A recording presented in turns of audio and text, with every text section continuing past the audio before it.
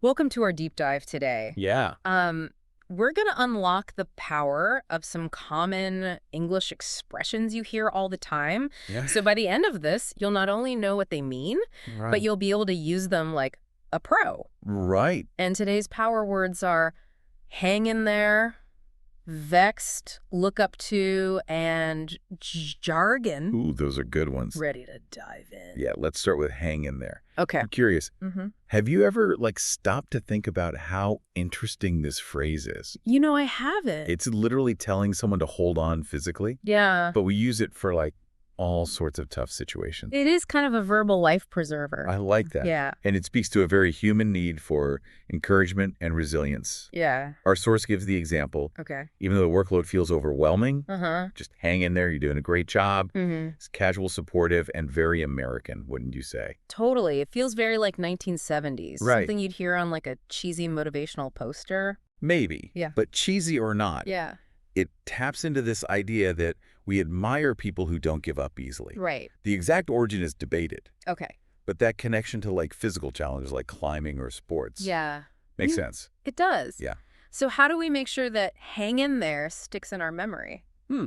Any tricks? Absolutely. Lay it on me. Picture a lone climber caught in a sudden storm clinging to a rock face. Ooh.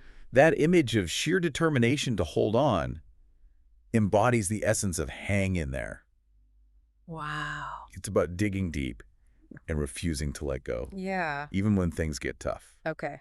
That's a visual I won't soon forget. Good. Now, for a word that's a bit more refined, Okay. vexed, this one always makes me think of a Shakespearean play. It does have a rather sophisticated air to it, doesn't it? Yes. But the meaning is actually something we experience quite often. Okay. Annoyance, frustration, but not quite rage. Oh, okay.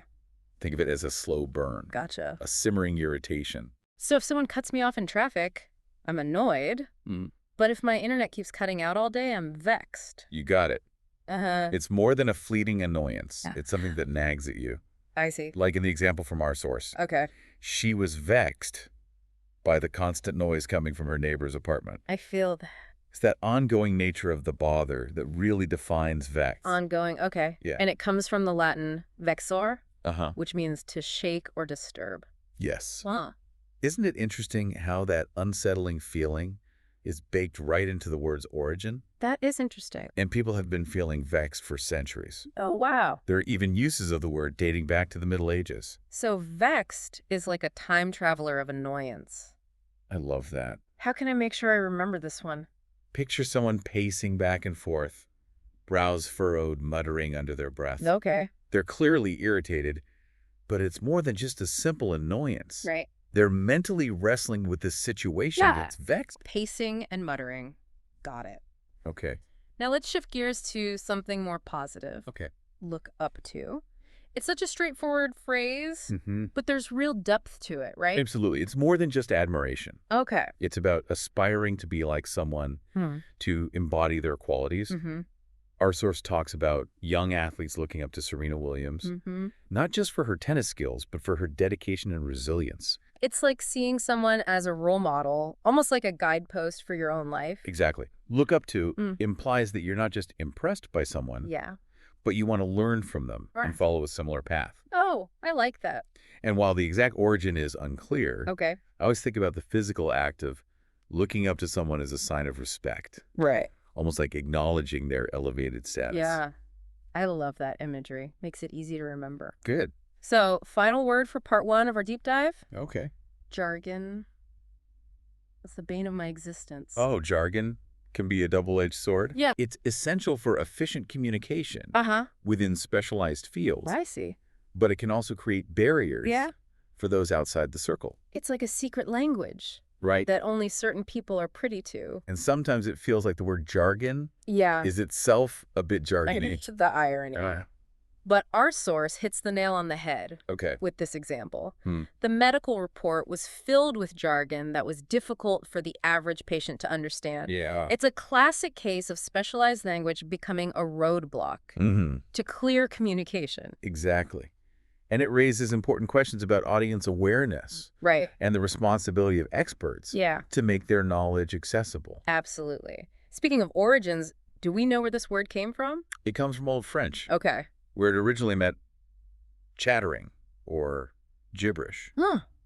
I find it amusingly fitting Yeah. that a word now associated with complex terminology Right. once meant something akin to meaningless noise. Oh, that's just perfect. Yeah. So how do we remember jargon without, resorting to more jargon? Imagine a group of experts in a room Okay. talking shop in their highly specialized language. Mm-hmm. To anyone outside that field, it just sounds like a cacophony of confusing noise. I can imagine. That's jargon in a nutshell. That's brilliant. Good. It really captures that feeling of being excluded from the conversation. Right. Okay, that wraps up part 1 of our deep dive into these powerful English expressions. Mm-hmm. We've only just scratched the surface. Yeah. There's so much more to explore. I know. I'm excited. Don't worry, we'll be back in part 2 to delve even deeper Yes. into these words and phrases. I can't wait. Until then, keep those ears perked and those brains engaged. Welcome back to our deep dive into powerful English expressions. So it's time to take these words and phrases we've explored Yeah. and really make them work for us. Exactly. Let's start with hang in there. Okay. It's all about encouragement, Uh-huh. but there are ways to use it that make it even more effective. I'm all ears. What are your insider tips? Well, think about the tone. Okay. Hang in there works best Yeah. when it's delivered with warmth and empathy. It shouldn't sound flippant or sarcastic. Precisely. Uh-huh. It needs to come from a place of genuine caring. Okay. Another tip is to be specific. Oh, okay. Instead of just saying hang in there, Uh-huh. try adding a detail Okay. that shows you understand the other person's struggle. So instead of saying hang in there, it'll get better. Yeah. I could say something like, I know that deadline is tough, Right. but hang in there, you've got this. Exactly. By acknowledging the specific challenge, Yeah. your encouragement becomes more meaningful and personal. Okay. I love that. What about vexed? Yeah. How can we use this word Right. in a way that sounds natural, maybe even a bit impressive? The key is remembering Okay. vexed isn't about explosive anger. Right. It's about a subtler, Mm-hmm. more intellectual frustration. It's like when something's bugging you on like a deeper level. Exactly. Not just like surface annoying. Think about using vexed Okay. when you want to express a thoughtful kind of irritation. I see. Like when you're puzzled by a problem Mm-hmm. or frustrated by a lack of progress. So I could say, I'm vexed by this design flaw. Yes. It seems so obvious now, but I totally missed it. Perfect. You're showing that you're not just annoyed, Right. but mentally engaged with the issue. Okay, that makes sense. Now, what about look up to? Yeah. We talked about admiration, but are there other nuances to this phrase? One important aspect is the element of aspiration. Oh, okay. It's not just about respecting someone, Uh-huh. but about wanting to be like them in some way. It's like saying, this person is so amazing that I want to follow in their footsteps. Exactly. That's why look up to is so powerful. Yeah. When talking about role models and mentors, Mm-hmm.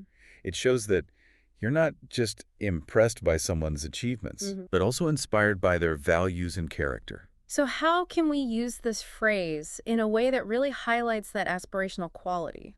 One approach is to be specific Okay. about the qualities you admire Uh-huh. in the person you look up to. So instead of just saying, I look up to my grandfather, Right. I could say, I look up to my grandfather for his work ethic and his kindness. Exactly. By highlighting those specific qualities, Yeah. you show you're not just admiring from afar, Okay. but actively learning from this person. That's a great tip. Okay. Last but not least, we have jargon. Right, jargon, Any expert advice on how to navigate this linguistic minefield? of course. The key to using jargon effectively Mm-hmm. is being mindful of your audience. Right. Jargon can be helpful within a specific group, Uh-huh. but it can alienate people Yeah. who aren't familiar with those specialized terms. It's like speaking a different language. That's a great analogy. Yeah. So when you're using jargon, Yeah. always ask yourself, will my audience understand this? Mm-hmm. If not, am I willing to explain it? That's so important. The goal of communication is to connect with people, Precisely. not to confuse them. And one way to avoid confusing people with jargon Okay. is to use it sparingly and strategically. Tell me more about that. Instead of bombarding people with technical terms, Yeah. try using one or two key pieces of jargon Okay. and then explain what they mean. So it's like offering a little taste of the specialized language Exactly. without overwhelming the listener. And by taking the time to explain the jargon, Mm-hmm. you're not only making yourself clearer, Yeah. but also showing respect for your audience's understanding. What about using jargon to try to impress people? Is that ever a good strategy? I think using jargon just to impress people Yeah. can backfire. Okay. It can come across as pretentious Yeah. or condescending. Right. Like you're trying to show off rather than genuinely communicate. But if you're using jargon because it's the most precise and efficient way to convey a complex idea, Right. and you take the time to explain it clearly, Yeah. then it can be an effective tool. So it's all about intention and clarity. Precisely. And that brings us to the heart of what we're doing here today. Oh, okay. We're not just learning words to sound smart. Uh-huh. We're learning how to use language Right. to connect with people, Mm-hmm. to share ideas, Yes. and to make ourselves understood. I love that. It's like taking these words and phrases Yeah. and unlocking their hidden potential. Exactly. Yeah. And by understanding the nuances of language, Mhm. we become more effective communicators Yeah. and more thoughtful individuals. Well said. We've explored the power of hang in there as an expression of support and encouragement. Yeah. We've delved into the subtle frustration of vexed Right. and how to use it to express a thoughtful kind of irritation. Mm-hmm. We've uncovered the aspirational nature of look up to Yes. and how to highlight the qualities we admire in our role models. Absolutely. And we've navigated the complexities of jargon, learning how to use it strategically and respectfully. It's been quite a journey. Our brains are overflowing with new knowledge. I know, right? But don't worry, we're not done yet. Oh, there's more. In part 3, we're going to explore some bonus tips and tricks Okay. to help you remember these expressions All right. and use them with confidence. I can't wait. So stay tuned. Welcome back to the final part of our deep dive into powerful English expressions. We're going to make these words and phrases a permanent part of your vocabulary. We've talked about meaning and usage, but I'm excited to learn some tricks to actually remember these terms. Let's start with hang in there. We already have that great image of the rock climber clinging to the cliff. To make it even more memorable, let's add soundtrack. Oh, I love that. Music always helps me remember things. So picture that climber battling the elements, and suddenly their favorite power anthem starts blasting through their headphones. Oh, I can practically feel the adrenaline pumping. It's like an instant surge of motivation, helping them hang in there even stronger. Oh, wow. Think about what song would give you that extra push Yeah. and connect it to that image of the climber. Okay, I like it. What about vexed? You mentioned picturing someone pacing and muttering. Right. Is there a way to make that even stickier? Let's give our pacer a prop. Okay.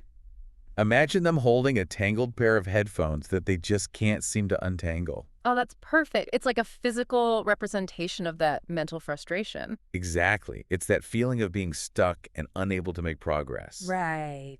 The tangled headphones become a symbol of their vexation. I like it. Okay, moving on to look up to.